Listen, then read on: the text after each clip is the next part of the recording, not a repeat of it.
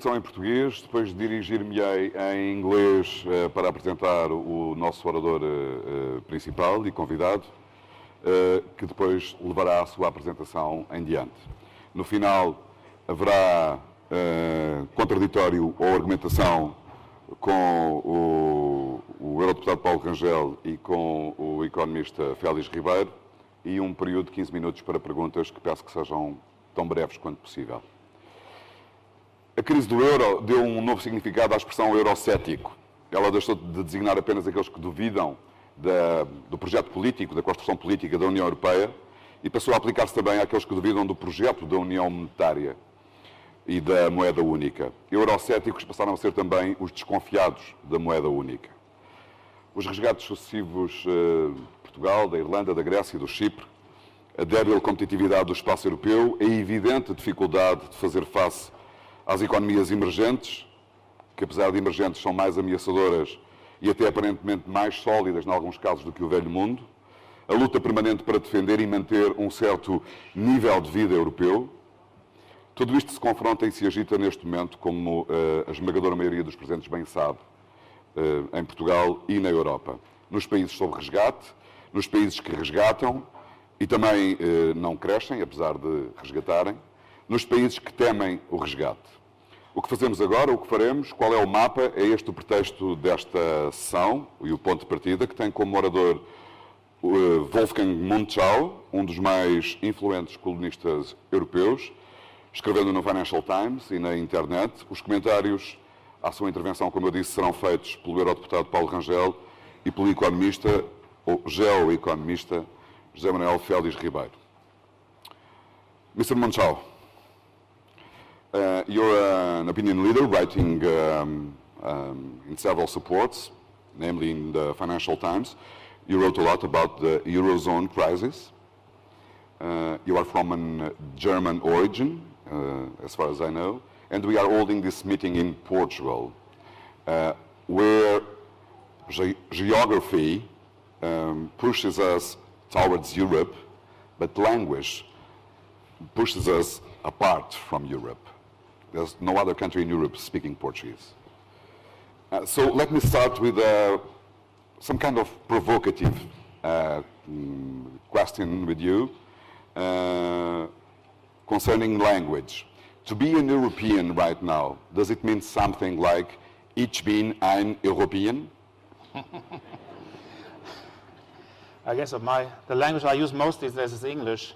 And I also live in England. If you live in England, you think this is a language which is also pushing you further away from Europe because the way the political debate in the United Kingdom is going at the moment. I suspect, Europe is not a country, and therefore the emotional quality that it has is different from that of a nation. Mm-hmm. But there is definitely an identity aspect to it that I always feel it when I leave it, when I go to the United States, where most of the Americans consider, for them we are Europeans. They think of us more as Europeans than often we do. But also you feel more of a European because that is in many discussions, whether it's global politics or global economics, a much more sensible frame of reference than your country. So yes, the EU is not going to be a state. Many federalists of the 80s and 90s had hoped that the EU would ultimately become like the United States. That's not going to happen. But even well short of that, goal, if you consider that a goal, there are states of, coordination, cooperation, integration, even federation that could be, that are worthwhile to achieve, even though at the end no one will say, Ich bin ein Europäer. Okay. So please, go ahead. Okay. Jose, thank you very much for the kind introduction, and thanks to the organizer for inviting me to Lisbon. It's been my third or fourth time in the city. I always enjoy coming here. And when I received the invitation, I immediately jumped on it to talk to you about the new European agenda. Now, I don't want to do this in the way this is usually done, talking about what constructions we have, and about the political constructions. often without any context to the reality of, the reality of our economy, of our societies. So the question I'm going to ask is where we are now, what needs do we have, and how does the agenda that we are currently building tie in with those conditions and those needs? And that doesn't work. So I need this to, yep, no. Got a problem with this. Oh, now something happens here. So where do we come from? So I'd like to start with a, no, it still doesn't work. So, or it works with a delay, so I have to think 10 seconds ahead. So what are the three, I'm just boiling this down to three issues that we have and we have to deal with. The first is still unresolved debt crisis. We're now in year 5 of the so-called Eurozone debt crisis. If you look at debt levels, they haven't gone down. So in 5 years, we have not done anything about this. We have reshuffled that. We have assumed that everyone is still afloat. No one has gone bankrupt. Good, but we haven't resolved the crisis. That still has to happen. We have private debt crisis in various countries, public sector debt crisis in various countries, private and public sector debt crisis in some countries. So this is this is a very serious situation. Debt crises will ultimately need to be resolved. They don't resolve themselves. We've been through the Asian crisis, we've been through the Latin American crisis. It may be politically expedient to think they resolve themselves, but they don't. So it will have to happen. Some debt will have to be written off in various sectors of the Eurozone economy. Second is we still have an unresolved banking crisis. We have undercapitalized banks. We have done some numbers. I mean, the balance sheet of all the monetary financial sector in the Eurozone is about 27 trillion euros. And, what are the losses of these banks? I have no idea what they will be in the end, but 5% is a very modest estimate of the total bad loans in the system that will ultimately not be paid. That's 1.3 trillion euros. Now, you could say 10% or 15%. It's anyone's guess. We don't know. The ECB will have to look at the balance sheets of the banks. And many loans that have been made will still fall foul. So this is a very dynamic situation. Some of those losses have already been written off. It doesn't mean that we will need as much capital, but a lot of those figures, a reasonably significant proportion will have to be kind of compensated for in new capital, and that's currently that's a process that's going to take time. And there may be also a deliberate delay by various actors to prevent this, to prevent the resolution of the banking crisis to happen, because it would involve the closure of many banks in order to reduce the overall capacity. I don't see that happening. So I see the banking crisis staying with us for quite some time. I will talk about banking union in a minute because that's obviously the infrastructural solution to deal with the banking crisis, but that's the second problem we have to deal with. And the third problem, as you will no doubt aware, especially here in Portugal, is that these various banking and debt crises have huge macroeconomic consequences. They have resulted in low growth. The economic literature has told us that financial crisis leads to long periods of low growth, so this is not entirely surprising. We have seen austerity, we've seen unemployment going up, we've seen growth being low. So, and that's, yes. We have, and this is the good news, a recovery. Everyone is talking about it. I heard recently the export performance of Portugal was the best in modern history or by any sort of reasonable comparison, and an uptick in exports. And I was looking at the data, and it was indeed there was indeed in the first 2 quarters of this year a significant increase in export activity. But the Eurozone, there are some confidence indicators that are going up. But before we sort of think that we can grow out of this crisis and think crisis over, economy can start, let's just take a look. And basically this is what I do before I want to talk about the rest of the architecture. Let's just take a look at where we are 5 years into the crisis. Now, these are the good news, Portuguese exports. You know, they're gone up. Here you see the data in the recent thing. The black line is the percentage of GDP. You're almost like Germany now. Almost 45% of your economy is export. That's pretty good. It's getting, you know, and it has changed very significantly in those years. But look where we're coming from. I've looked at 6 countries. Portugal, you're on the right in my scale. And, you know, GDP, this is the accumulated drop. Now, in Greece, it was 25%. In Portugal, close to 10%. Same in Italy and Spain. It's about between 7 and 8 in Portugal. That's a level. Whatever it was, it's now minus 8% in real terms. Employment. This thing in Cyprus, I don't have an explanation, but I assume something must have happened in that period, and it's a small country anyway. It's the only blue bar I have in my entire charts. The rest is red. You know, 10% in Portugal, you know, minus 15% in Greece, minus 15% in Spain. It's a drop in employment. This is a much better metric to understand what's going on. I know people are always interested in unemployment because these are the people who don't have jobs. But if you want to understand what's actually happening to an economy as a whole, a 15% drop in employment in an economy is very serious, and so is a 10% drop. That tells you something a very serious shock has happened. Gross fixed capital formation, that's investment. Now look at the scales on the left. We're no longer dealing with 5 and 10, but you know, the bar of Portugal is minus 30. You know, it was minus 60% in Greece. This is investment. That's basically no longer happening. And investment is what you need in order to become productive in the future. So this isn't just wasteful. You know, part of it may be wasteful. There may be overinvestment. You know, you may have built one road too many, but you know, that wasn't. You know, that's not the 30%. Private consumption, same picture. These, you know, what you've seen here, I'm looking at the private sector. The GDP isn't as bad, as you can see, all these private data. The private data tell you that the Eurozone has been in a Great Depression. This is not almost like the Great Depression. On the private sector, this is the Great Depression. And in some sectors, it is even worse than the Great Depression. This is as bad as it gets in economics. The difference between the Great Depression is that the state, for all the austerity we had, has actually played a stabilizing role, which it didn't do in the 30s. The state was actually making things worse in the 30s.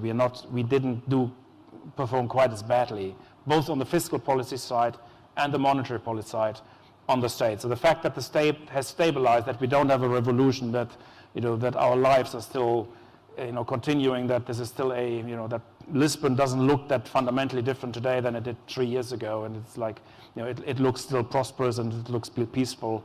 That's very much due to the fact that we have a stabilizing role from government. But that doesn't change the fact that the private sector has gone through the biggest depression in the living memory of any person who is alive in this audience.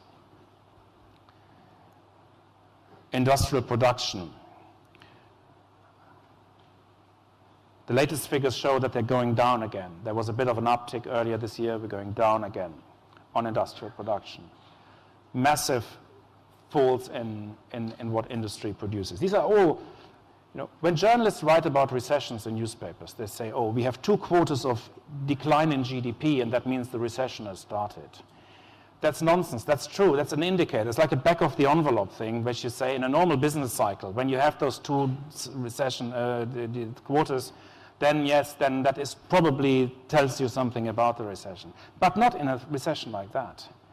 You know, we hadn't had 2 quarters. I mean, this recession has gone from 2007 to 2013. And there were in that period quarters where the economy increased. But it was one big recession if you take it all together. There's no point in saying, oh, the recession was here, and then it was here, and then it was here. It was one big recession because that's what we're seeing. So the question is, how do you get back from this? And the export increases we're seeing in Portugal and the slight, the change in the fact that some of those data are improving do not tell you that we are reversing this. They're only telling you that these bars are not going to get much bigger. That's where we are, but we're going to stay there for now. We are not yet even seeing the beginning of a reversal of this. We will not reverse the level. We might go back to growth, but we will probably not recover this level for a very, very long time to go. Now, the reason why I'm skeptical about the upturn, it's not because, because I think things are glum. I mean, after big recessions, you usually see big recoveries. That's a very normal thing to expect. 30s, you saw it went up like this. The Second World War helped, obviously, because people invested into the war machinery. But it's happened in Asia. It went down and up. The Latin American thing, it was a very significant recovery in the 90s. The reason why I don't think it's going to happen here is essentially the financial side. These are data, I'm sorry, it's a bit small. The left scale and the blue line is the loans. Now, if you look at, these are loans to the private sector by banks. Eurozone as a whole, this is not country. And you're seeing, so until sort of 2008, it's been good. Even through the big downturn is Lehman, of course. The first big downturn is Lehman. That went down till 2010. Then there was what people thought was a slight recovery between 2010, 2011. It seemed the Eurozone was recovering. Lending it wasn't really good because you see the zero is, it just went above zero. It didn't go to any sort of high levels, but it went from a negative territory to just above zero, but it's gone down again. The lending is down. And if you look at the M3, which is the money in the economy, I'm not a monetarist, but these two lines do seem to be closely related here, not accidentally. In this economy, the M3 is very much a mirror image. They have deviated more recently, which has technical reasons. But you see M3, the target range, it was growing at very strong rates in the pre-2007 period, peaking at over 15%, but now it's down to 2%, 2.5%, which is below the rate it should be growing, which is about 4.5%. Think about the Eurozone should have inflation of 2%. It should have growth of 2%.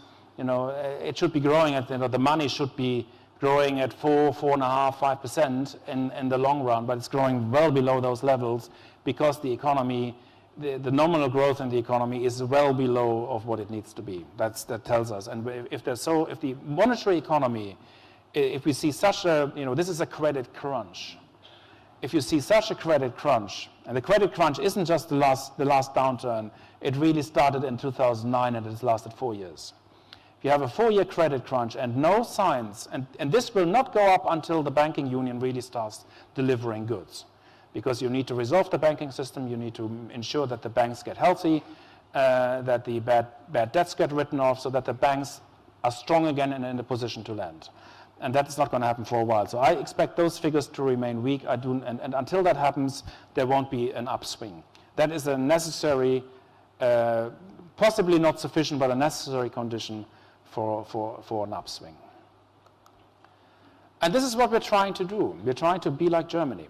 And that is basically the way we are resolving this crisis.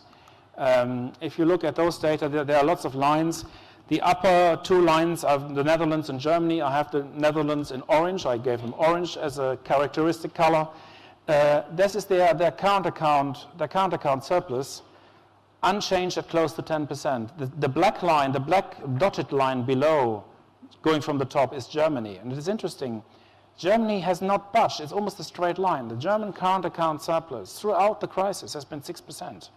And if you look at the German government's projections of what it will be in 2016, 2017, you wouldn't be surprised. It will be 6%. Germany is programmed to run current account surpluses. It's an economy that's made to run current account surpluses. And then you've had the various economies of the periphery. I've plotted 3, including Portugal. You were the one at the bottom, as you can see, -10.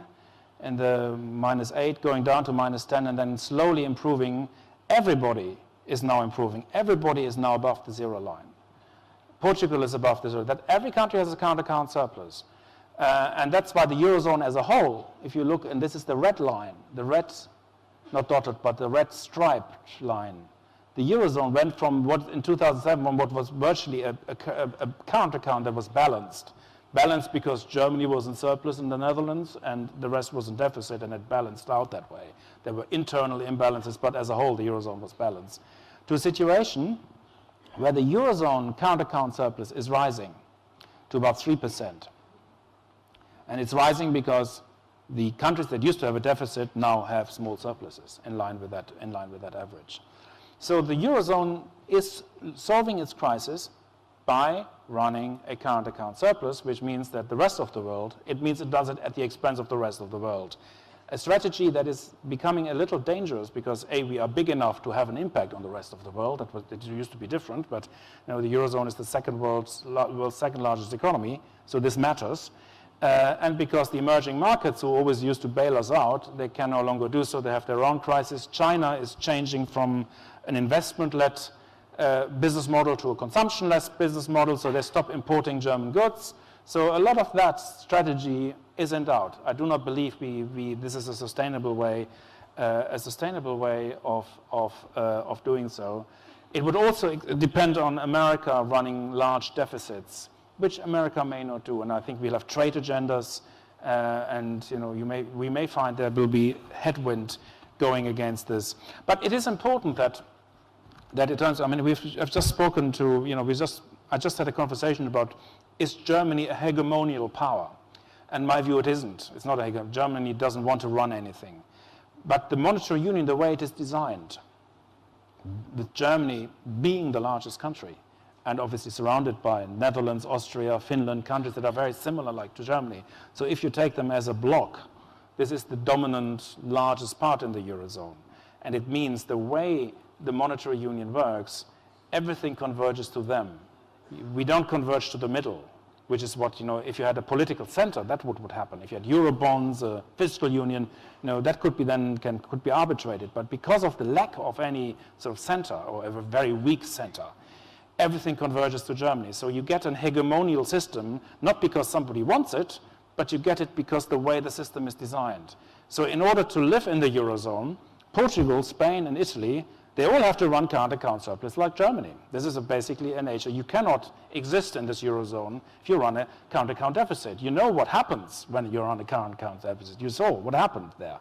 Portugal and Italy and Spain, Italy not so much, but Spain were running very large current account deficits in that last period. It is not a sustainable position in the Eurozone the way it was. It would have to become, the Eurozone would have to become like Germany, but imagine Germany having a Eurozone with a 6 or 7% current account surplus, because that's where we're heading when, if this continues, or if this is allowed to continue. That would be seriously destabilizing for the world economy. Okay, what problems do we need to solve? Now, let's just go back. We need to solve the debt problem. What are the instruments for this? Everybody who's been dealing with debt crisis, all the lawyers, all the economic historians say, there's so much debt out in the system, you need to write it off. You need to find a way to write it off. There are classically two ways to do this. You could leave the Eurozone, devalue, and then pretty much it's written off, at least for the foreign debtors, it's written off because of the devaluation. You could default on it, or you could negotiate it. You could negotiate a restructuring. My favorite scenario for all the debt in the Eurozone is that we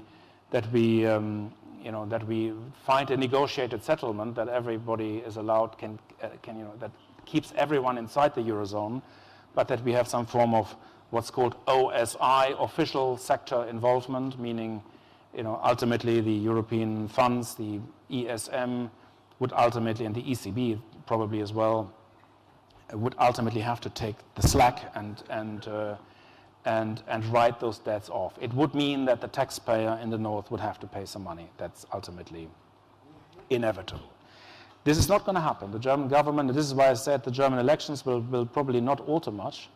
No matter which party you're going to get on Sunday are the elections, Sunday week, no party which you will get Sunday week, they will reject OSI. OSI I do not see as very likely, so we'll probably see a continuation of debt, that loans will get prolonged, changed, renewed, but nothing happened. Whatever debt is in Portugal today, my prediction is will be in Portugal in 3 or 4 years' time. The second thing is macro policy. We really need to change the way macro policy is going. We've already changed austerity. Austerity is kind of this, the pace of austerity has slowed down. was pretty strong in 2012 and 2013. For 2014, on Eurozone level at large, there is no additional austerity, so at least for the Eurozone, we don't get any more austerity. There's still austerity in individual member states like here, but at least it's no longer Eurozone-wide. But I also believe that we need to take a look at monetary policy, inflation targeting, all these things that we have never wanted to touch because, because of some orthodox beliefs. To run a large economy like the Eurozone cannot be done. We can't do this on autopilot. We really have to ensure that it is run rather than that it runs itself. And we need to sort out banking. Now, we have a banking union. The European Parliament yesterday voted for the single supervisory mechanism. Now, this was the last hurdle. So the first stage of the banking union is now officially sealed. By the end of next year, the Eurozone will have a single banking supervisor for about 7,500 banks in the Eurozone. It's about 75% of all banking assets, so this is quite a lot. Now about 2,000 or 1,800 banks will not be covered on it, but these are tiny banks, smaller banks, that will still be governed by nationally. But this banking union, that will also be a resolution system, but this banking union will not have the most critical thing. It will not allow debt in the banking sector to be shared. So all banking debt in a country will remain in that country. So it's between the government and that country. So 2 years ago, we spoke about the toxic link between banks and governments. Now that link will persist. That will not be resolved by this. So this banking union, the way it is designed at the moment, will not address this fundamental issue. Now, I know people would say, but what about the ESM? It has a capitalization pot. I can tell you this is 60 billion. I tell you the rules of this pot is that for every euro they spend in capital, they have to set aside 2 euros in collateral. So if they really wanted to spend the 55 or 60 billion, they needed to actually use 180 billion of their 500 billion ceiling, which they will not do. And in any case, the Germans, the Dutch said, we will never allow it to happen anyways. But the thing is there, it is a fund which is there, which is not to be used. So that people can say we have it, but obviously they don't use it. In any case, it's not enough. If you have a serious banking crisis, if you have a run on the banks in Southern Europe, those 55 billion are not going to help you. You will need the ECB. It's not clear how much the ECB can do if you have a fully fledged bank run in half the union. This banking union is certainly not set up to deal with the kind of Lehman Brothers style crisis. And it has taken us 5 years to come up with a response to Lehman Brothers. Now this would be, the vote yesterday was our response, and 5 years later our response is of a nature that we could still not handle a crisis like Lehman Brothers. So this is not some hypothetical crisis. This is a crisis that can happen. Now I'm sure the next crisis will be different. We don't have to, it won't be exactly the same. But we still have no mechanism in place to deal with a macroeconomic crisis. These are micro stuff. Small banks getting recapitalized, we will be able to handle that. We will be able to handle the day-to-day things.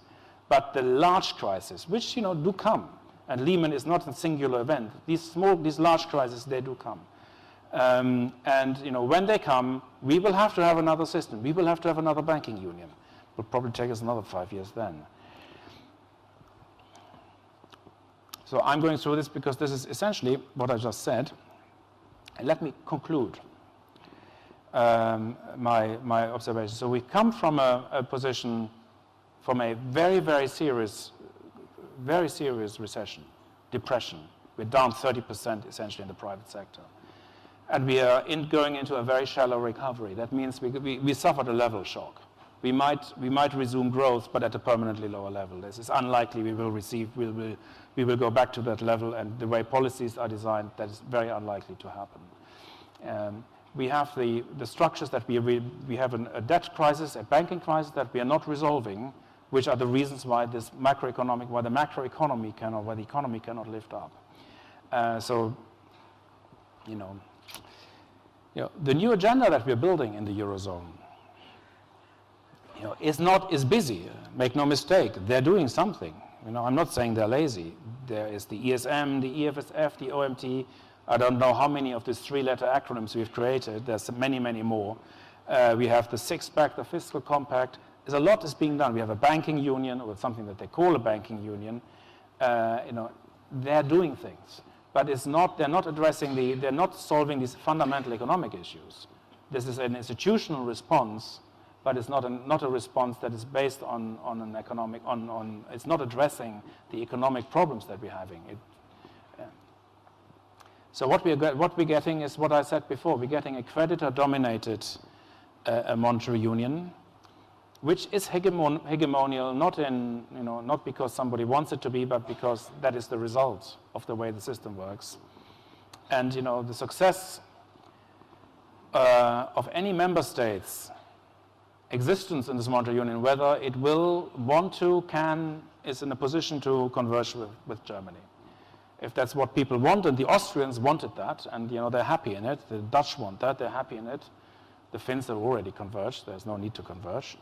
To the extent that countries want that to happen, they will be very happy in that monetary union. If the countries are not happy with that, they will, in my view, not.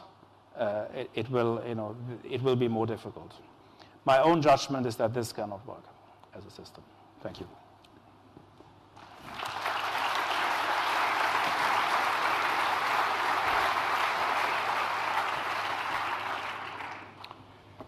If it doesn't work, what will happen? There are two things that can happen. I mean, you can deny it, and I think pretty much a lot of countries are in denial at the moment. They say, okay, the economy is picking up, things are looking good, so you can, for a while, fool yourself that things are looking good, and 5 years later you realize that wasn't the case. Then two things can happen. Either you make them work, either you change the rules again, and then, you know, don't forget that in 4 years' time, fairly precisely in 4 years' time, you have another German election. So, you know, it could be a different government. You're not going to get a different government now, at least you're not going to get a different chancellor now.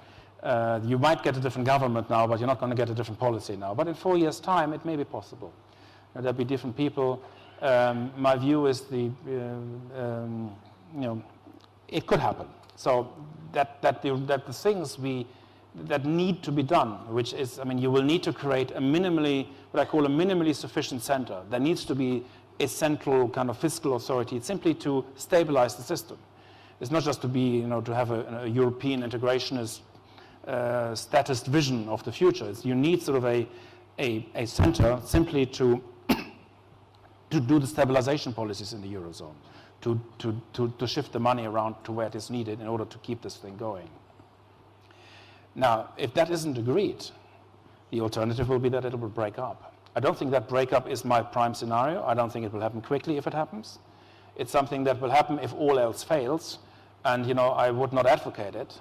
But if there is no solution to the crisis, you know, that means that the economy will be depressed for very, very long times. And this isn't an economic cycle depression. This is a structural depression that could last 10, 20 years. And I doubt that any country has the stomach to have a depression for 10 or 20 years. By that time, the question of whether you can leave whether a country can leave the Eurozone will be discussed again and again and again. And I think by that time people will also be asking the question whether there should be mechanisms to leave and re-enter the Eurozone, for example, to leave, to devalue and then to change a few things in the economy and then to re-enter. So at the moment, the leaving the Eurozone is because there's no legal framework. You know, theoretically, a country that leaves the Eurozone would have to leave the EU. Or at least the case has been argued. I doubt that is the case, but given the lack of a legal framework, one could make the argument. Therefore, countries are highly reluctant to even talk about that. But you know, if the crisis is unresolved, people will be talking about it. And I think the way to do this is not to leave. The way to do this is to create a framework in which departure becomes possible, and without it being, you know, it implying a complete break from membership of the European Union. Okay, let me hear other opinions. I will start with, and now I will address the other guests in Portuguese, if you don't mind. I hope you have your translation equipment. Do you have? I don't. But Okay, don't worry about it. I mean, I think one. you press ahead. I should be No, able to. we'll provide one. Paulo Rangel, basicamente o que nós ouvimos aqui foi que o caminho que temos seguido, com todas as dificuldades, tem sido lento e não tem resolvido coisa nenhuma e não vai resolver coisa nenhuma. Parece-lhe que este é o cenário? Eu acho que é um cenário possível. Em primeiro lugar, queria naturalmente agradecer o convite e, em particular, para estar aqui com o Wolfgang Munchau, que é aquilo que um político, enfim, envolvido nas instituições europeias é obrigatório ler todas as semanas, portanto, faz parte. Aqui falou-se que não havia uma esfera da opinião pública europeia, mas o Wolfgang Munchau pertence a esse grupo restrito de pessoas que já são, digamos, opinion leaders em termos europeus. Agora, o que é que eu aqui teria que dizer? Há um cenário com o qual eu estou de acordo, quer dizer, a União Europeia pode acabar. Este é o primeiro ponto que eu acho que nós temos que... Quando estamos a pensar numa agenda europeia, nós temos de considerar este aspecto. A União Europeia pode acabar. E se ela acabar, a situação da Europa será, do meu ponto de vista, catastrófica. E estou de acordo que se acabar a zona euro, ou se houver saídas significativas da zona euro, que isto implicará também o fim da União Europeia, tal como nós a conhecemos, e do mercado interno. E, portanto, isto não é uma ameaça, nem é um cenário de terror, nem é aquele medo... É uma realidade. Portanto, o que é que eu penso para a agenda europeia aqui é importante? Saindo um pouco desta questão estrita, que é uma questão fundamental, de resolver os problemas económicos e financeiros da zona euro, o que é que eu acho que vale a pena nós pensarmos antes de respondermos a esta questão, ou estas questões? É que há riscos políticos muito sérios dentro da União Europeia neste momento. O primeiro risco tem a ver com relações entre Estados, por exemplo, que as pessoas não têm noção, porque em Portugal nós não acompanhamos isto. É evidente que quando a União Europeia tem 28 Estados, a dada altura, para nós a diferença entre um letão e um lituano não é nenhuma. Não é? Como para eles entre um português e um espanhol. São iguais.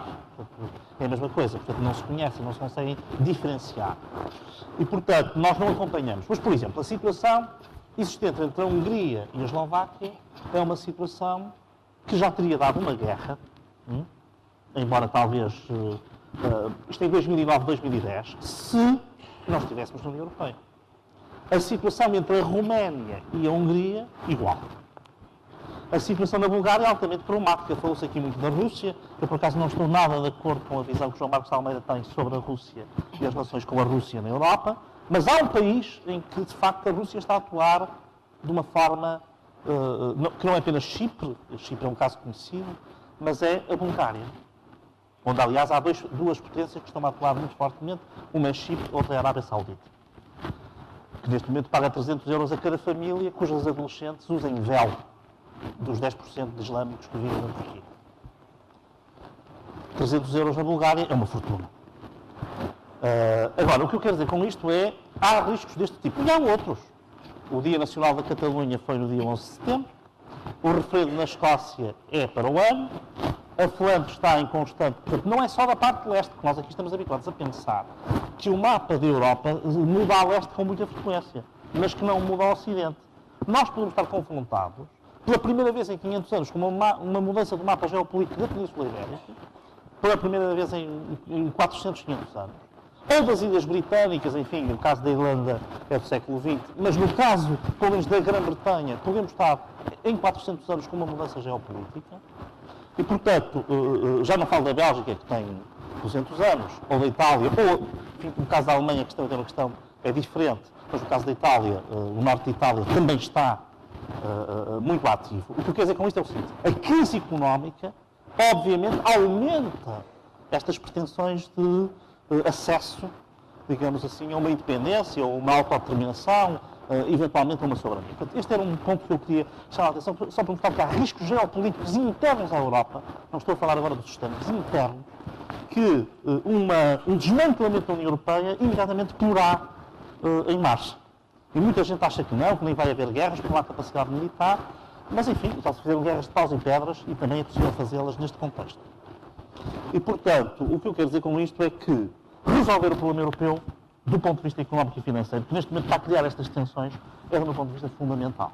Há um ponto em que eu não estou totalmente de acordo com o Wolfgang Munchau, que é este alívio que nós temos agora, portanto, a slight recovery, esta sensação que nós temos, pode ser uma oportunidade, porque justamente pode dar algum espaço aos líderes políticos para fazerem reformas que de outra forma não conseguiam fazer a nível europeu. Ou seja, o que eu acho é que esta sensação, ainda que temporária e provisória, de que há um certo alívio da austeridade e de que há uma certa perspectiva de crescimento, o tal crescimento muito lento, pode ser um momento político para justamente fazer algumas mudanças no centro da governação da zona euro.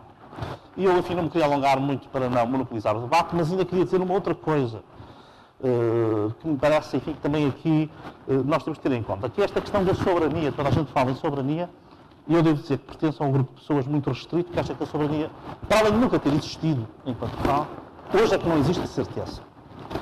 E, portanto, e mesmo a questão da legitimidade democrática, que isso pode. Isto é tudo muito importante para nós fazermos um governo europeu, darmos à Comissão as tais competências, que ela, aliás, tem vindo a tomar em instrumentos legislativos, o Two-Pack, o Six-Pack, o Fiscal Compact, estes 3 ou 4, esse tal too little too late, portanto, esta reação, toda ela tem fortalecido a Comissão, apesar de tudo. Ou seja, é um esforço intergovernamental, mas tem que fortalecer a Comissão. Mas para nós fazer isto precisamos de legitimidade democrática. É uma coisa que se diz. Eu gostava de chamar a atenção para o seguinte, que é um ponto que as pessoas não percebem. Hoje o direito de voto não tem o peso que tinha há 20 anos atrás. Porque nós votamos em circunscrições geográficas que não são os círculos de decisão. Nós votamos em Portugal, mas as coisas não se decidem em Portugal. E, portanto, o nosso voto, no fundo, é quase que um voto inútil, num certo sentido. Ou, por outro, perdeu grande parte da sua utilidade. Portanto, uma das características do mundo atual, globalizado, tecnológico, virtual, com mobilidade, qual é uma das grandes características desse mundo? É que há um desajustamento entre os círculos eleitorais e os circuitos de decisão. E isto, muitos de nós julgamos que é apenas um problema de escala, ou seja, então pomos o poder em Bruxelas e passamos a ter uma escala territorial na qual as decisões são tomadas e participamos aí, mas não é. É uma mudança de natureza da política. Porque o que acontece é que hoje não há uma desterritorialização do poder. Por exemplo, quando nós falamos do poder dos mercados, os mercados não têm território. Basta ir à internet todos os dias para perceber que nós estamos a falar de mecanismos de poder que não têm um assento territorial. E, portanto, nós temos as nossas democracias pensadas para votarmos em instituições que decidem dentro de um certo território e com um valor para esse território. Só que isso desapareceu. Ou por outra, não desapareceu, mas perdeu parte da sua validade. Portanto, se isso era uma coisa muito intensa há 100 anos, hoje é menos intensa do que era há 15 ou há 20. E vai ser cada vez menos intensa. E isto põe o problema, portanto, da legitimação da própria União Europeia. E, portanto, põe o problema de saber como é que nós vamos... Quando as pessoas dizem, mas Portugal vai perder soberania, ou a Alemanha vai perder soberania, mas é que nós não vamos perder soberania. Nós já perdemos a soberania. Este é que é o problema. Nós já perdemos todos. Neste sentido que nós julgamos que o direito de voto é um instrumento de autodeterminação individual e coletiva, com uma eficácia como tinha nas democracias clássicas, isso desapareceu. E, portanto, nós temos que repensar, de outra forma, esta questão da legitimação democrática. Mas, enfim, eu queria só dizer isto para dizer que a mim não me aflige a ideia de aceitar a transferência de poderes para outros níveis, porque eles já lá estão. A questão é saber se nós queremos influenciá-los ou se queremos ser apenas receptores passivos desses centros de poder. Essa é que é, para mim, a questão principal nesta reformatação, com a qual eu, aliás, devo dizer, estou genericamente de acordo com as soluções que o Wolfgang Munchau tem apontado para a Europa e que eu penso que seriam as únicas que poderiam funcionar. Não sei se há condições políticas para isso, ele julga que não há, e eu que conheço também bem a Alemanha, onde vivi há algum tempo, eu também julgo que, não, pelo menos para já, elas não existirão tão cedo.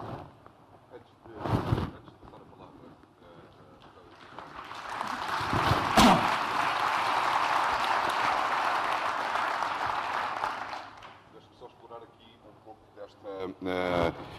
desta dúvida que me surgiu da sua explicação. Ou seja, Se nós temos, por um lado, tensões locais e regionais que não degeneraram em problemas bélicos por causa da União Política Europeia, por causa da União Europeia, com as suas imperfeições, temos essas tensões por um lado. Por outro lado, a constatação de que já perdemos a soberania não poderá acentuar ainda mais essas tensões e outras tensões. Ou seja, quando os cidadãos europeus, que ouvem muitas vezes, e isso é frequente em Portugal e em todos os países, que a maior parte das decisões foram tomadas nas suas costas, a constatação de que isso de facto aconteceu e de que há um assincronismo total entre a geografia e a decisão política e económica, entre aquilo que o meu voto representa e aquilo que ele condiciona, essa constatação não pode levar a maiores tensões sociais no seio de cada país e no seio da União Europeia? Eu acho que pode, mas vamos cá ver. Eu queria explicar o seguinte, é que eu não estou de acordo com aquela ideia de que as decisões são tomadas nas nossas costas porque os políticos querem tomá-las nas costas para fazerem coisas... Não, também não foi isso que eu disse. Sim, mas eu queria esclarecer do ponto de vista, que aliás eu de alguma maneira caricaturei para tornar o argumento mais impressivo. Portanto, isto é tudo relativo. Há aqui doses relativas, não é? Isto não é exatamente assim. É que tem que carregar os traços para tentar, no fundo, ser mais pedagógico, que não é assim um raciocínio logo imediato. E as pessoas não estão dispostas para receber esta ideia. Mas o que eu digo é o seguinte, é que ninguém faz nas costas. Não é possível fazer de outra maneira. O que é explicar o seguinte, nós estamos aquilo que se chama a medievalização do poder.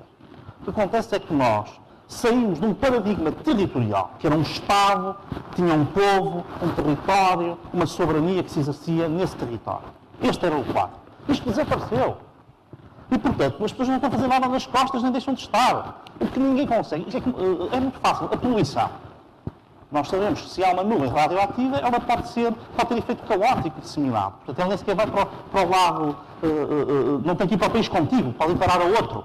Mesmo acontece agora com o gás sarin que se fala na Síria. Quer dizer, um bombardeamento poderia eventualmente implicar uma nuvem química que às tantas ia aparecer na Turquia ou ia aparecer na Grécia e não necessariamente no Líbano ou em Israel. Portanto, o que eu quero dizer com isto é que nós vivemos já num mundo diferente. E, portanto, nós temos que pensar que o quadro institucional que temos construído tem de ter isso em conta. Isto era só era o meu ponto. Claro que isto cria tensões. E há muitas tensões. Eu acho que a União Europeia tem sido uma construção, mesmo com estas dificuldades todas, que permite ter, neste momento, os 28 à mesa. E quando se toma um pequeno almoço todos os dias, com 27 pessoas, é menos provável que nós as matemos. Não é impossível. Podemos chegar lá com uma pistola e matar uma delas. Pronto. Mas é menos provável. E, portanto, esse facto de nós estarmos... E o que eu quero chamar é que há aspectos políticos que não têm a ver com as questões económicas. Estão relacionadas com elas, mas são autónomos. A reivindicação, essas reivindicações, no fundo, de alguma autonomia de todos estes povos, as tensões históricas existentes entre todos, que não estão... Veja, até a reação que hoje há para os alemães, relativamente à Alemanha, é feita, no fundo, de todos os nossos preconceitos ou narrativas históricas passadas. Justo ou injustamente, não interessa. Mas quer dizer, tudo isso está aí. E, portanto, de algum modo, aqui a única questão que se podia pôr, e que talvez é uma autocrítica, é saber se o que manteve a paz na Europa este tempo foi realmente a União Europeia ou foi a Guerra Fria. Isto é, o Império Americano e o Império Soviético que impediram que os europeus se matassem. Porque, de resto, a sua tradição é 3.000 anos de guerra civil constante. Portanto, é essa a tradição europeia. Mas, enfim, eu não queria desviar muito do tema, eu só queria era chamar a atenção para que os pressupostos políticos que geralmente se usam para combater a construção de instituições europeias fortes são pressupostos políticos, do meu ponto de vista, falsos. Mas, enfim, era só esse o ponto que eu queria fazer. José Manuel Félix Ribeiro, eu no início fiz questão de sublinhar isso, desconhecendo que a nossa conversa ia também tocar estes aspectos do território e da soberania e da geografia, fiz questão de o apresentar como economista ou como geoeconomista, e afinal tinha razão. Nessa sua dupla perspectiva, como é que olha para o diagnóstico, que foi sobretudo isso que nos trouxe o Wolfgang Monschau, e a sua perspectiva de que as soluções até agora têm sido lentas e ineficazes e que o futuro que nos espera é um futuro cinzento, para não dizer mais? Quer dizer, em primeiro lugar, quero expressar o meu maior agradecimento por este convite, porque, em primeiro lugar, não mereço nada estar aqui, mas é muito bom estar aqui, porque gostei muito, não podia deixar de ser, ouvir a intervenção do Wolfgang Munchau, porque eu acho que em Portugal é fundamental ouvir esta intervenção. Porque nós vivemos não na realidade da União Europeia, mas na realidade de uma grande utopia europeia. Pronto, mas eu agora não vou entrar por aí. Eu só queria explicar a minha perplexidade. Eu penso que nós estamos a viver uma situação muito particular, que é a seguinte: a Alemanha, do ponto de vista económico, ocupa o centro das decisões europeias, mas eu iria dizer, tentando aliás seguir coisas que o Wolfgang Munchau referiu, ela tem 3 características estruturais que limitam a sua capacidade de liderar a Europa. Mas a Alemanha não está a liderar a Europa em resultado de uma ambição sua. A Alemanha está a liderar a Europa em resultado do maior erro de política externa da França, eu não sei bem desde quando, mas eu diria desde Suez, só para limitar mais próximo. Porque quando houve a reunificação alemã, a França teve um pavor. Como é que iria ser a Europa com uma Alemanha que territorialmente e demograficamente passava a ser muito maior e, sobretudo, cuja interpretação da reunificação não era clara em que é que se iria traduzir. E qual é que foi a proposta francesa feita pelo Presidente Mitterrand? Vamos pedir que a Alemanha entregue no altar europeu a sua grande realização do pós-guerra, que simbolizava ao mesmo tempo a sua transformação numa economia respeitável, numa democracia estável e, ao mesmo tempo, num poder mundial regional. O mar. É extraordinário como é que a França respondeu à reunificação alemã e ao medo do fortalecimento alemão, propondo uma parceria profunda com a Alemanha exatamente no tema em que a França era mais frágil, que era a moeda e a economia. Este é uma coisa tão surpreendente, porque a ideia francesa era clara: vamos engaiolar a Alemanha e vamos desafiar os americanos, desafiando o dólar. É claro que hoje não desafiaram coisíssima nenhuma e estão engaiolados na Alemanha, na Europa. Portanto, a Alemanha não fez nada, como eu aliás vou tentar a seguir, para liderar a Europa. Não! A França cometeu um erro histórico e, portanto, a França vai ter um ataque de nervos nos próximos anos. Não sei para onde. Porque são erros que não se perdoam às elites. Bom, agora, portanto, desculpar a Alemanha. Não está a fazer mal. Não está a fazer por mal, por ambição, por quarto Reich, por nada disso. Está lá porque a meteram. Deram-lhe os instrumentos da liderança. Pronto. Agora, porquê é que eu acho que a Alemanha não tem condições para liderar a Europa e a moeda única? Primeira razão é porque a Alemanha pensa e se comporta como uma pequena economia aberta. Que nós, e o que é mais surpreendente na Europa, é que o país, tirando a Grécia, mas a Grécia é um caso maravilhoso, pronto, é à parte. O país que menos foi capaz de entender que ser pequena economia aberta obriga a disciplinas foi Portugal, que é um país mínimo, de 10 milhões de habitantes. Mas a Alemanha com a sua dimensão, ela comporta-se exatamente como as pequenas economias abertas, que são economias que têm que ter um livro de regras muito apertado e rigoroso para não implodirem. A implosão de uma pequena economia aberta é quando ela entra em bancarrota ou quando passa a ter uma dívida que vai absorver toda a sua capacidade de crescimento nas décadas seguintes. Exatamente o que nos aconteceu.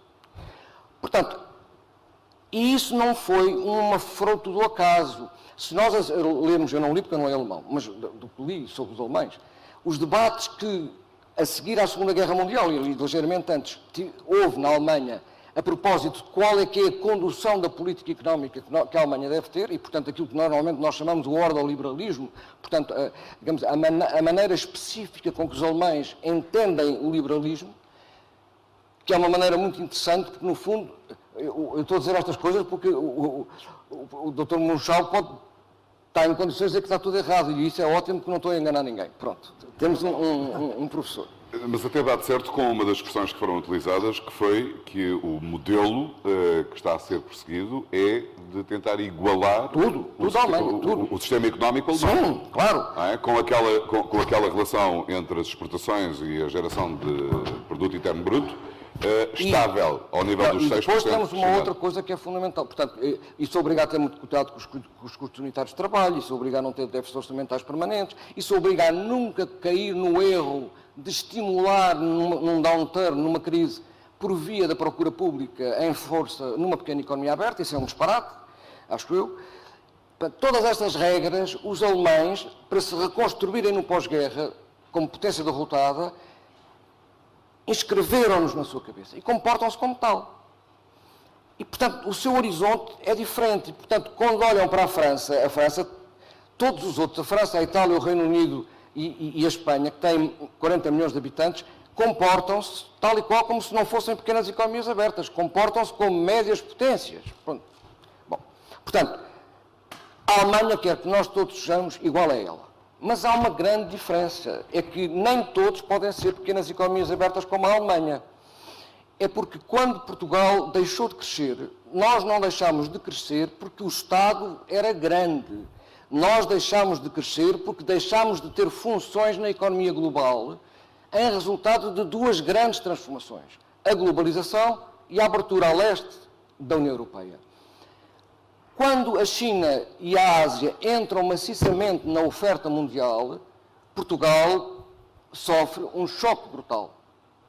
Não tanto pela China de hoje, porque a China de hoje, eu estou-me a referir da China da loja dos 300, porque nós, na economia mundial, pertencíamos à loja dos 300.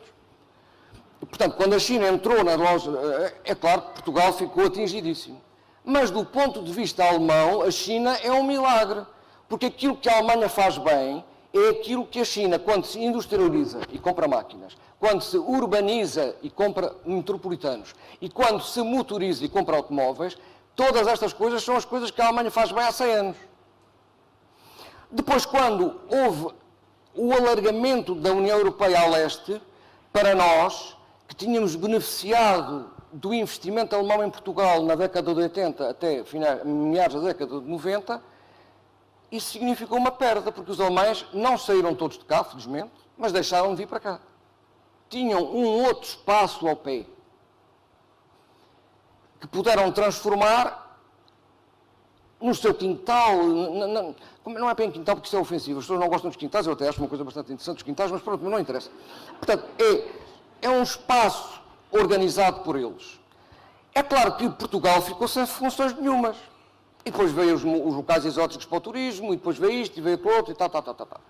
Portanto, Portugal perdeu o emprego na economia mundial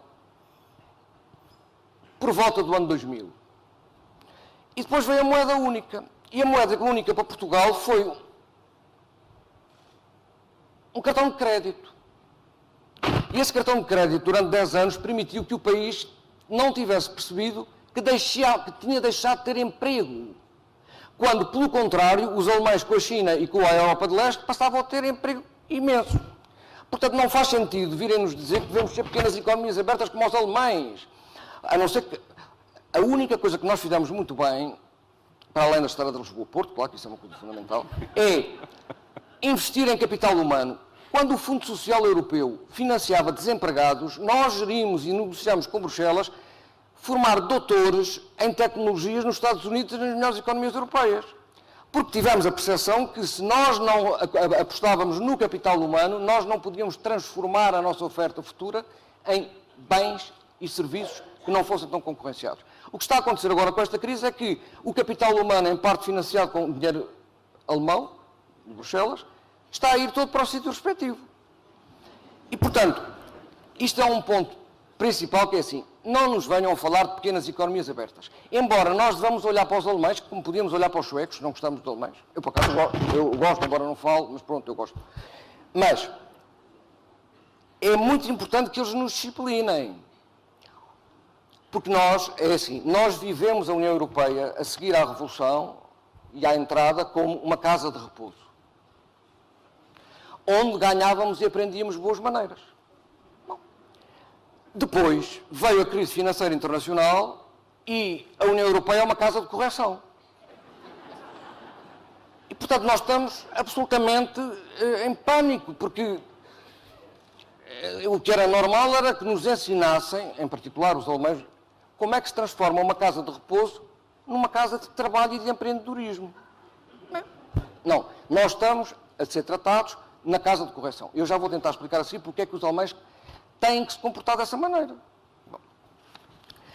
A última pergunta... Só lhe peço, estamos a adorar a explicação, mas eu vou só dizer uma segunda coisa. Não, eu só estou a dizer o seguinte, se nós somos todos pequenas economias abertas na globalização, para que é que precisamos de uma moeda única? Bom. O segundo aspecto que eu queria dizer é que a Alemanha tem uma obsessão, que não é só de ser uma pequena economia aberta, que é a obsessão com o orçamento e com as finanças públicas. Mas para entender isto, é preciso sairmos da utopia europeia e irmos ao fundo da parte escondida e não contada da integração europeia. A integração europeia foi, no essencial, e não é no essencial, na sua base, uma maneira sofisticada, elegante, dos alemães pagarem reparações de guerra. Foi através de serem contribuintes líquidos durante 30 anos. Bom, quando aconteceu a reunificação alemã, eu digo para os meus colegas, pronto, para os alemães, acabou o período da guerra. Portanto, eles nunca mais vão estar disponíveis para sentirem a obrigação de pagar tudo aquilo que nós, que não somos eles, lhes passa pela cabeça. No exato momento em que eles estão a acabar de saborear a reunificação, vêm-lhes com a ideia da moeda única. E eles que pensaram logo assim, acho eu, ora aqui está mais uma argumentação para nos pedirem dinheiro. E organizaram a moeda única como numa versão light. Uma versão light é uma versão onde eu não tenho um orçamento de jeito, onde eu não tenho uma treasury, onde eu não tenho uma monitorização prudencial dos bancos desde o princípio europeia, onde eu não tenho mecanismos de resolução em dificuldades, onde eu digo que não pode haver bailouts, resgates. Tudo isto são coisas que os alemães lá puseram para não lhes pedirem outra vez dinheiro. E eu digo assim, os alemães fizeram mal, não fizeram muito bem. Só que isso deu origem a um problema. E eu vou com isto acabar. É que vendeu-se no mercado internacional uma fraude. Porque toda a gente pensou que no euro íamos ver um avião. Bom, estava lá até... Aliás, ele é todo desenhado para ser um avião. Por fora. Bom. Depois, veio a crise mundial e aconteceu isto há 5 anos. E as pessoas perceberam, mas aquilo não era um avião, aquilo era um planador. Estava organizado para ser planador e, portanto, durante 10 anos formidáveis voou. Mas agora já não voa porque não tem motores, não tem uma quantidade de coisas. Estão agora a tentar importar para dentro daquele planador. Pronto, o que eu estou a tentar dizer é o seguinte. Os alemães tinham toda a razão para proceder desta maneira. Porque o orçamento...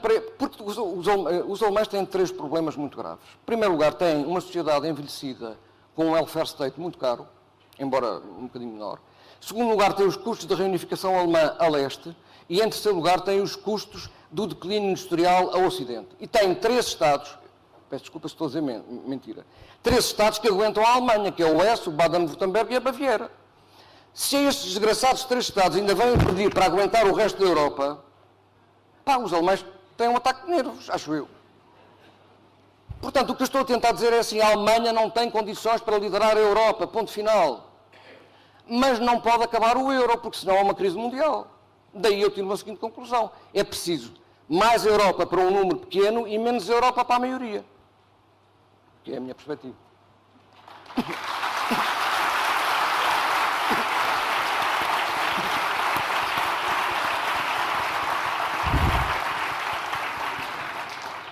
E que bela conversa que isto dava agora.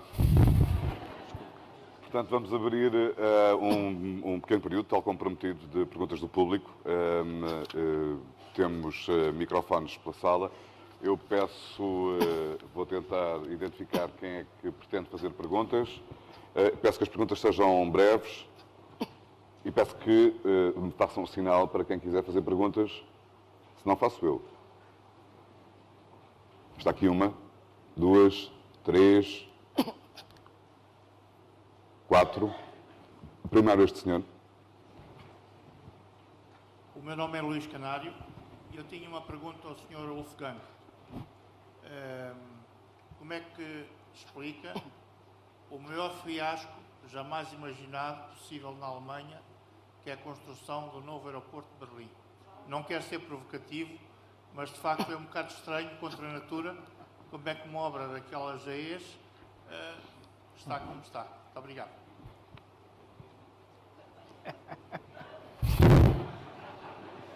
Do you want to answer it right now or do we wait? I can answer Because very there's a quickly. huge debate in Portugal because of the It's building of something the you new could, they're airport. simply incompetent, they just don't know how to build an airport. And you know, you have this image of Germans as being like sort of these super engineers, etc. They just don't know how to build a, it's a complicated country. It has a federal government, it has a city government, it has 2, 3 state governments. Everybody is involved and they just don't know how to do this. It's a simple incompetence. It's no more, it could happen here, it could happen anywhere, but it happens there a lot actually. Eu registro esta expressão, é um país complicado. It's a I complicated country. noticed It's not the only one, you know. I know Lisbon airport is very nice, you should build it. Temos um outro senhor atrás. Joaquim Leitão, como a maior parte dos oradores disseram, portanto, o problema é essencialmente político, portanto, resulta desde logo da falta de democracia dentro da União Europeia e é também uma questão de edifício. E aquilo que eu queria perguntar é, não teremos nós na Europa, na Suíça, um bom exemplo do que será construída a Europa, que seguiu um modelo exatamente contrário ao europeu? Posso endereçar essa pergunta ao Félix Ribeiro?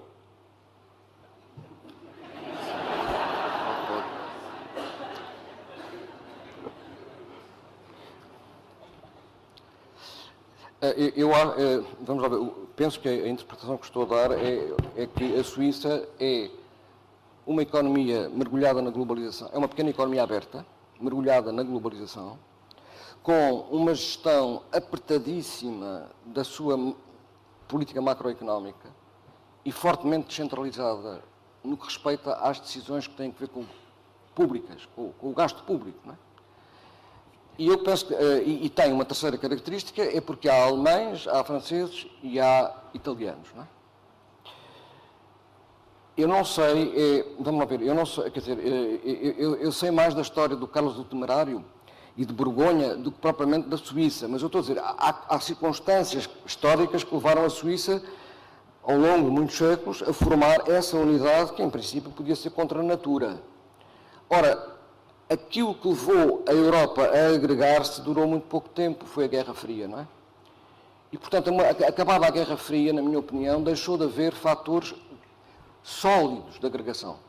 Em certa medida, podemos dizer que a construção europeia é a última grande construção humana, política, feita de acordo com o materialismo histórico.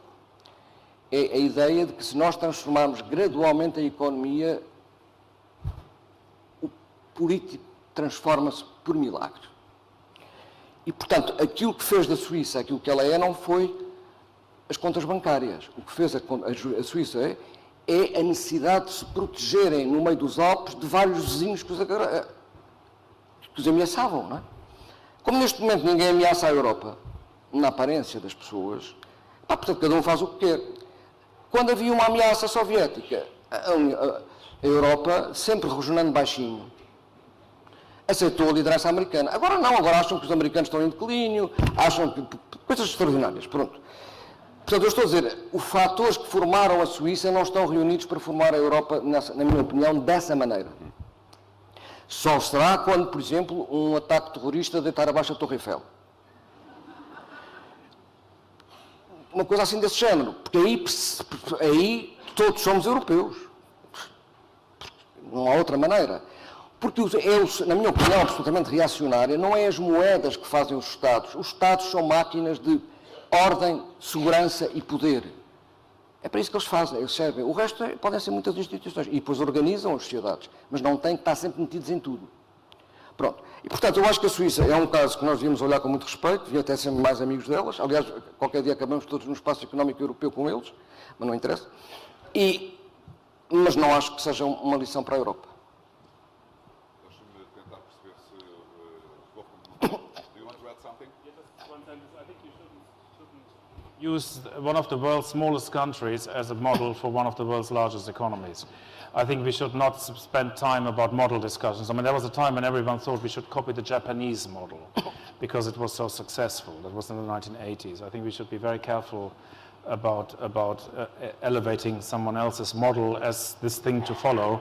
We have our model, and it has its historic reasons why we have it. I wouldn't question the model. I would, we now need to fill the model. We now need to build institutions. The EU framework allows us to do that. We don't need a new EU.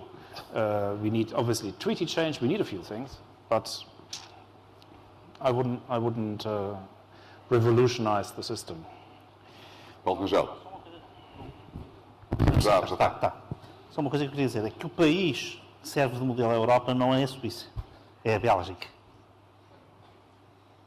E não pelas razões que estavam implícitas Claro, não. na Na pergunta. Bélgica é que há os conflitos atuais Norte-Sul, são exatamente... É uma miniatura do que cá se passa. As instituições têm a complexidade tremenda que tem a questão europeia e, portanto, curiosamente, o país que... é uma ironia, mas Bruxelas é a capital da Europa e ela é muito simbólica daquilo que a Europa é. Isso é uma coisa interessante. Embora muita gente gostasse que a Suíça fosse um laboratório da Europa, mas de facto não me parece que estejam reunidas as condições para isso. A Bélgica é que é a nossa inspiração. Mais duas perguntas. Temos aqui um senhor no meio e depois aqui deste lado também. Boa tarde, a minha pergunta é para o Wolfgang Monchal, mas queria também fazer um pequeno comentário para o José Manuel Félix Ribeiro. Eu preferia que não fizessem comentários, desculpem, senão é mesmo curtíssimo. não, é perguntas o mais diretas possível, por Então, favor. pronto, vou fazer a pergunta. O Wolf Monchal. Ele disse que passado tanto tempo foi criada uma união bancária, correto? Ótimo.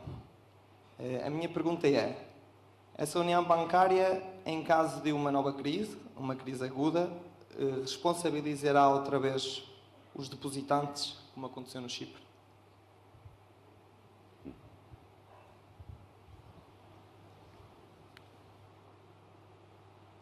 Did you get the question? Yes, I did. Well, that would happen. I mean, a severe banking crisis is for me one where people would run on their banks and take their money out. That is what I'm worried about. The situation that you're referring to is a bank being in difficulty, a single bank being in difficulty, because it has speculated or it is run out of money or it's done, it's making losses it cannot recoup. In that case, yes, the Cyprus will be a model for banks to follow. So if you have 100,000 or more euros in a bank account, and if that bank goes bankrupt, you will lose the element that is above 100,000. That depositors will lose. The situation that I was referring to was a bank run, where everybody panics because some bad news or some rumor starts, and it says, look, your banks are no longer safe because no one guarantees them anymore. And you say, look, why don't I take my money to, Luxembourg or Switzerland? And everyone else does the same, and suddenly the banks run out of cash. Nothing that we have in the system can prevent us from, can fix this situation. The ECB could provide some short-term liquidity to the banks, but a serious and sustained bank run is something that the system at the moment cannot sustain. As duas últimas perguntas. Eu peço desculpa, mas estamos a exceder o nosso tempo e vou aceitar as duas últimas perguntas de pessoas que se tinham inscrito. Primeiro, este senhor que está aqui na segunda fila. Vou aceitar uma última daquela que tinha sido prévia. Peço desculpa, não temos tempo para tudo. Exatamente, ali ao fundo. Well, I come back to Mr. Wolfgang Monchal, and this is my question. when you showed your slide about the next net exports, you, on the top, it was written, trying to be like Germany. But on the line, the higher export was of Netherlands. And now this is my question. We are here speaking about Portugal and the high problems of Portugal, and we are always speaking about Germany as an example. And you put it in your slide, trying to be Germany. But why not Portugal, a little country, a little economy, to think more on countries, little economies that are on the same dimension? And Netherlands is one of these situation. This is what Portugal should do. It is to compare with what is doing on these countries, these little economies with another dimension, more like Portugal. Thank you. Obrigado. You can make. If Germany didn't have unification, its line would be right up there with the Netherlands. The only reason Germany is a bit below is because unification sucked in some imports that would otherwise not have taken place. The Netherlands and Germany are very similar economies, and the similarity is geographic, it's cultural, it's industrial. The economies of the Netherlands and neighboring North Rhine-Westphalia are very closely intertwined. That in economic terms, this has been a kind of an economic union for much longer than the Eurozone. It's not, this is not something, I doubt that any country can choose to be like another country. I just doubt it is possible. I doubt it's sensible. And I think that the saying, okay, let's not choose like Germany, let's choose the Netherlands. I could have chosen the Netherlands because it is smaller, but it's just the same. It makes no difference. It's not. I mean, the Netherlands. They have certain characteristics. They have large industries, oil industries. I mean, they have. They come from a very different economic history than Portugal. I don't think this brings us somewhere. And what we're seeing in Portugal is that we are moving towards a large sort of an export-driven system, and there are costs. Maybe that's the way forward. I don't want to say that it isn't, but I'm not so sure. I certainly should not sure that it is the system for everybody. Obrigado. Última pergunta, para não atrasarmos demasiadas sessões. Eu queria fazer uma pergunta ao Dr. Rangel, que lançou uma ideia curiosa, de que nós já não temos soberania. Eu creio que quando a União Europeia foi construída de forma a que os parlamentos nacionais lidassem com os problemas que correspondem a cada país e o Parlamento Europeu lidasse com os problemas da Europa como um todo. A questão agora não é, nós não perdemos a soberania perde-se quando não temos voz e o Parlamento Europeu está a perder voz. O problema é se já que estamos a fazer com que os Parlamentos nacionais tenham que compensar o que o Parlamento Europeu não consegue fazer. Não será na altura de começar a rever as funções do Parlamento Europeu no plano europeu? Paulo Rangel, a questão está no Parlamento ou está noutras instituições? Há uma coisa que queria dizer, é que eu não concordo nada com aquele diagnóstico final que fez o António Vitorino, embora concordasse com toda a intervenção, menos essa parte, nomeadamente sobre o Tribunal Constitucional Alemão e o bom senso dos juízes do Tribunal Constitucional Alemão, que de facto não existe. Portanto, não estou nada de acordo. Há aqui um ponto que é o seguinte, portanto, o Parlamento Europeu tem aumentado, as pessoas não têm noção disto, tem aumentado dramaticamente as suas competências. Não apenas de acordo com os tratados, mas muito para lá dos tratados. Tem feito o Parlamento Europeu, curiosamente, aquilo que fez o Parlamento Britânico no século XVII, XVIII, que é aproveitar regras marginais para ir ganhando poder. O que agrava um problema, que assim o António Vitorino diagnosticou muito bem, que é o enfraquecimento da Comissão. Porque a Comissão enfraquece não só porque existe muito poder no Conselho, mas também porque, como o Parlamento, entretanto, ganhou muito poder, ela está entalada entre estas duas instituições. Claro, o Conselho com muito mais poder do que o Parlamento, sem dúvida, mas apesar de tudo, ela perdeu poder pelos dois lados. Não apenas por um, mas pelos dois. Claro que perder poder para o Parlamento não seria mau se ela fosse um verdadeiro governo, seria numa lógica parlamentar normal, mas nestas circunstâncias em que estamos, é, apesar de tudo, um enfraquecimento da Comissão, apesar de tudo. Portanto, o que eu queria dizer aqui é o seguinte. Um dos nossos problemas são os Parlamentos Nacionais realmente, num certo sentido, porque os Parlamentos Nacionais têm feito, de alguma maneira, alguma chantagem no processo europeu. Quando, por exemplo, a senhora Merkel, em 2011, está num Conselho Europeu, o Conselho Europeu suspende-se um dia para ela ir ao Bundestag fazer uma votação e depois regressa. Importante para a Alemanha, aquela que era a prática nórdica, nomeadamente dinamarquesa, dos mandatos parlamentares. Isto não é possível conduzir negociações internacionais, neste caso supranacionais, com um Parlamento nas costas a dar um mandato que não pode ser ultrapassado. O que nós podemos fazer é o seguinte: o Parlamento pode definir um quadro e depois pode dizer sim ou não, em termos de ratificação. Não queremos esse acordo. Agora, ele interferir no próprio acordo é impossível, porque não é possível pôr 5 ou 6 partidos e 200 ou 300, ou no caso alemão, 600 pessoas, a discutirem um acordo com mais 27 países, porque isso é impraticável. Aliás, na teoria da separação dos poderes clássica, não é? A função internacional ou diplomática, aquilo a que o Locke chamava o poder federativo, está entregue ao Executivo e não aos Parlamentos. Claro, com controle dos Parlamentos, a anteriori e a posteriori, mas não durante. E um dos problemas que nós temos hoje é que estamos todos suspensos de Parlamentos Nacionais. Mas é que se fosse só o alemão, ainda vá que não vá.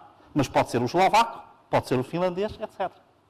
Portanto, aquilo que eu queria só dar aqui um retrato, enfim, com isto finalizo, porque sei que estamos em cima. Mas nós temos que perceber o seguinte: na União Europeia não há um Estado, como é evidente. De resto, não sei se há Estados nos outros chamados Estados, porque, como eu disse, o território era uma característica fundamental do Estado e está profundamente alterado. Mas, enfim, não é um Estado. Tem instituições. É um pouco como o Reino Unido. No Reino Unido não há um Estado. Há a coroa, há o Parlamento, há os tribunais, tem instituições. E a União Europeia funciona nesta lógica.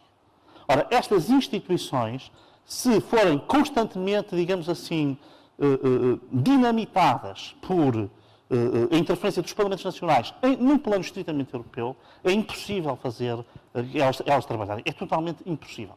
Portanto, este discurso é profundamente, eu sei que é profundamente mal visto pela opinião pública em geral e, em particular, pelos comentadores, porque todos tendem a dizer que a democracia parlamentar nacional tem que ser exaltada. Mas o que nós precisamos é que os Parlamentos Nacionais tratem dos problemas nacionais e que o Parlamento Europeu trate dos problemas europeus. E enquanto nós não formos capazes de fazer isto, que é uma federalização, no fundo, nós vamos ter aqui um problema, porque vamos ter todos os dias coisas do género. As eleições da Finlândia interferem nas eleições portuguesas, as eleições portuguesas interferem nas eleições da Finlândia. Ora, se fossem as espanholas, as inglesas, as francesas ou até as alemãs, ainda estou como diz o outro, mas os resultados das eleições portuguesas, dependerem das eleições finlandesas, demonstram um grande grau de integração, mas uma falta de maturação institucional muito grande. Muito obrigado, Paulo Rangel. E isto